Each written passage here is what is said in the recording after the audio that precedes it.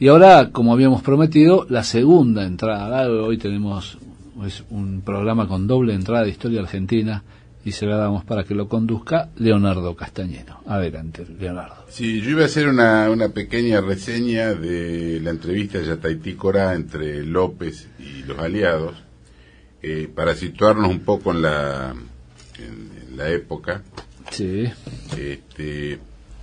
Había habido una batalla que se llamó de Curuzú, que los aliados habían ganado con relativa facilidad, y que le dio ánimo a los aliados. Pensaban que ya era todo pan comido y que tenían la guerra ganada. Entonces se estaban preparando, digamos, y discutiendo incluso entre los distintos jefes aliados quién se iba a quedar con los laureles de la próxima derrota paraguaya.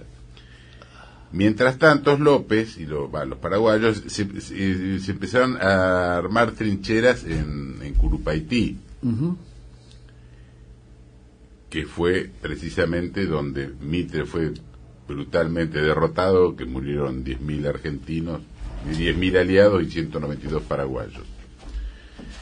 En el interín, digamos, entre Curuzú y Yataití y la batalla de Curupaití, como dije, los paraguayos estaban armando las trincheras en Curupaití y los aliados estaban discutiendo a ver quién se iba a quedar con los laureles de la próxima batalla. Pero el 11 de septiembre de 1866 se produjo un hecho inesperado, porque ante el ala derecha del ejército aliado se presenta un capitán paraguayo que se llamaba Francisco Martínez. Se presenta con bandera de parlamento. Las avanzadas argentinas lo reciben a balazos y entonces debe retirarse Martínez.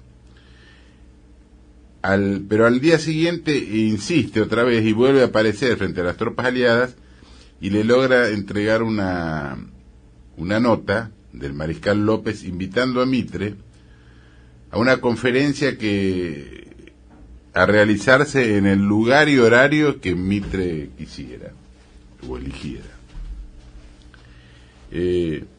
La entrevista se produjo entonces en Yataití Corá el 12 de septiembre de 1866. Dicen que López llegó con un traje de general de división y una sola decoración, montado en su famoso caballo que se llamaba Mandillú. Mandillú se llamaba. Y acompañado entre otros por su cuñado, el general Vicente Barrios, sus hermanos Benigno y Venancio López, y por Natalio Talavera, que fue el periodista, digamos, el cronista de la guerra. Exactamente.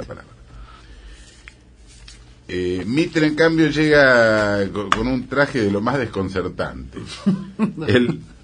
El coronel Thompson lo describe así, dice: el uniforme que vestía Mitre era una casaca negra con cinturón y tiros blancos, y un chamberguito negro de fieltro con plumas negras. Con una espada al flanco, estaba delgado y macilento, tal vez por las preocupaciones bélicas de Boquerón. Tenía cierta semejanza con Don Quijote.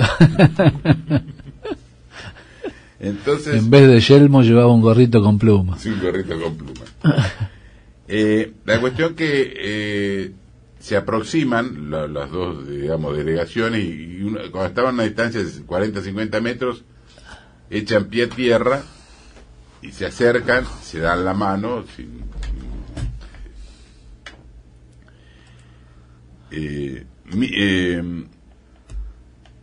dice: tuve la fortuna de observar aquella gran escena, relata Talavera, con un interés que no ha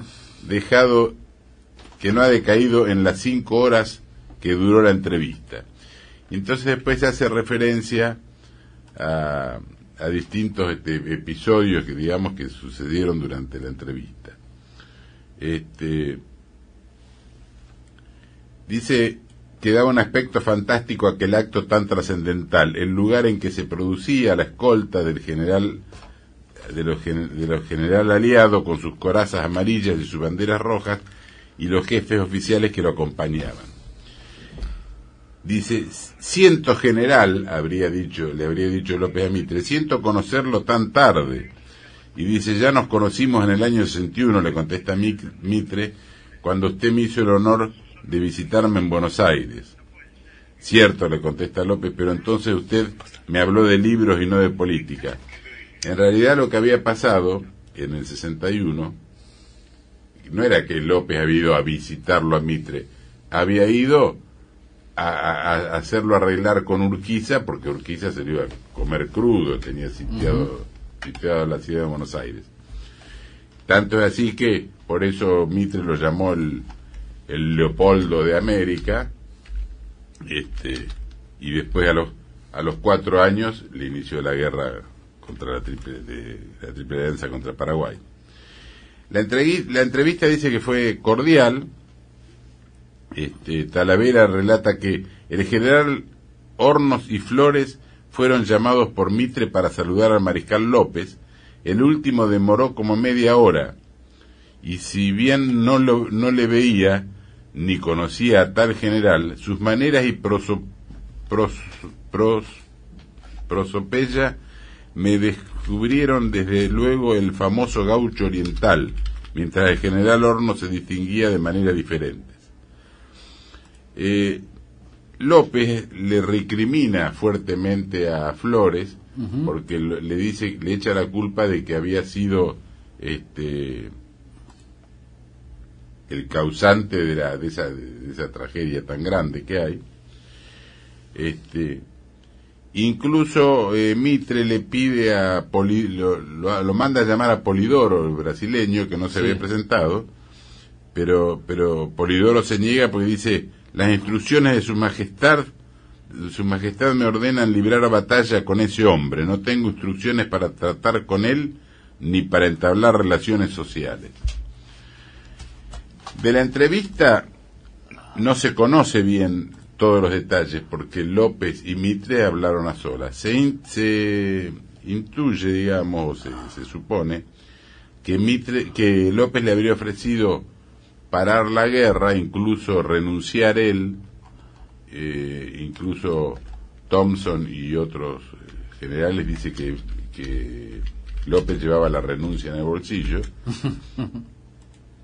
con tal, o sea, ofrecía la paz, digamos, porque pensaba que la sangre derramada era suficiente para lavar todas las ofensas que había entre ellos, y que está dispuesto a renunciar siempre y cuando se respete la autonomía de Paraguay. Después López redacta un protocolo de la entrevista, porque ¿cómo termina? Toman una copa de coñac, se entrecruzan, se obsequian los látigos de cada uno como recuerdo y se separan.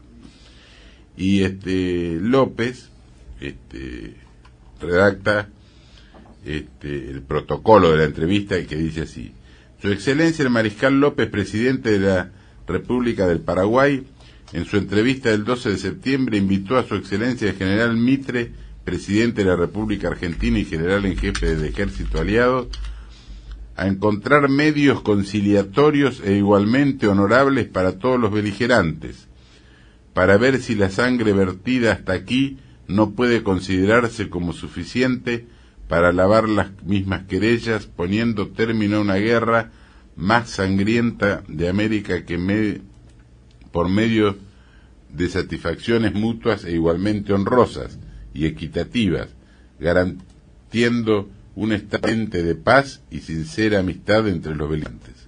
Su Excelencia el General Mitre, limitándose a oír, contestó que se remitirá a su gobierno y a la decisión de los aliados con arreglo a sus compromisos.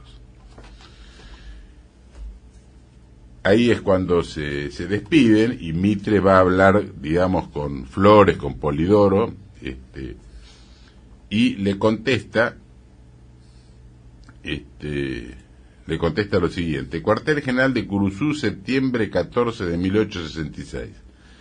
Al excelentísimo mariscal don Francisco Solano López, presidente de la República del Paraguay y general en jefe de su ejército, tengo el honor de transmitir al conocimiento de vuestra excelencia según lo tenía ofrecido, que comunicada a los aliados la invitación conciliatoria que usted se sirvió a hacerme el día 12 del corriente en nuestra entrevista en Yataití, Corá, hemos convenido de conformidad con lo ya declarado por mí en aquella ocasión, en referirlo todo a la decisión de los respectivos gobiernos, sin hacer modificación alguna a la situación de los beligerantes.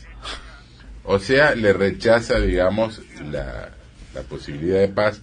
Incluso después los brasileños, el imperio, digamos, le da largas al asunto, pero no llegan a nada. Después, al día siguiente, López le vuelve a contestarla, porque, claro, Mitre habló con ellos, le hace esa contestación, dice que van a seguir la guerra, entonces López le vuelve a contestar, dice, al día siguiente contesta López: al excelentísimo señor brigadier general don Bartolomé Mitre, presidente de la República Argentina y general en jefe del ejército aliado. Cuartel general de Paso Pucú, septiembre 15 de 1866. Acusa usted recibo de la nota que ayer tarde me hizo el honor de dirigir desde el cuartel general de Curuzú, diciendo que había convenido con sus aliados referir a sus respectivos gobiernos el motivo de nuestra entrevista del 12 en Yataití, Corá. Nada me ha detenido ante la idea de ofrecer de mi parte la última tentativa de conciliación que ponga término al torrente de sangre que vertemos en la presente guerra, y me asiste la satisfacción de haber dado así las más altas pruebas de patriotismo para mi país, de consideración para los enemigos que lo combaten y de humanidad para el mundo imparcial que nos contempla. Dios guarde a vuestra excelencia muchos años, Francisco Solano López. El general Raskin, que era un alto jefe de mando de paraguayo, lo relata así, dice: el mariscal López propuso que, siendo él causa de la guerra sostenida por las naciones aliadas, se hallaba resuelto a renunciar a la presidencia del gobierno del Paraguay, saliendo del país como garantía de paz previa a la satisfacción debida a los gobiernos aliados, desde que ellos renunciasen al Tratado Secreto de la Triple Alianza, firmado el 1 de mayo de 1865. El general Mitre aceptó la primera proposición, o sea, que renuncie, negándose por considerarla imposible a la aprobación del mencionado tratado antes de sus efectos, aunque sí podía modificarse en parte desde que el mariscal López se retirara del gobierno del país. Entonces el mariscal López rechazó enérgicamente esa indicación, despidiéndose, dispuesto a continuar la guerra hasta vencer o morir. O sea, López le ofrece renunciar él y volver atrás el tratado, que era la destrucción de Paraguay. Y Mitre acepta así, que renuncie, pero el tratado sigue en pie. Entonces López directamente no lo aceptó. Hay un historiador que se llama Carlos Pereira, que relata, digamos, cuando comenta todos estos hechos, dice una cosa con la que coincido. A ver. Dice: el presidente de Paraguay volvió de la entrevista de Yataití, Corá, trayendo un título para exigir el sacrificio de sus soldados. No se batirían en defensa del poder o de los errores del presidente López. La intransigencia de Mitre era la prueba de que los paraguayos se batían por su patria en el sentido más alto de la expresión. Así que bueno, ahí terminó la entrevista de Yataití, Corá, y continuó la guerra. Muy bien, entonces continuaremos el día martes. El día martes. Dios mediante.